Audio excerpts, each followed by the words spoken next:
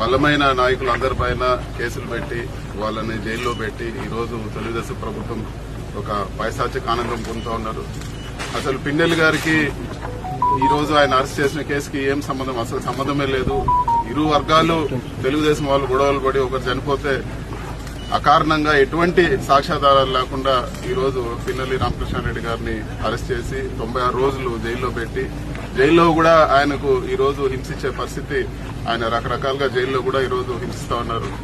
వీటన్నిటి కూడా ఖచ్చితంగా జవాబు చెప్పే పరిస్థితి ఉంటుందని చెప్పి కూడా నేను తెలియజేస్తా ఉన్నాను.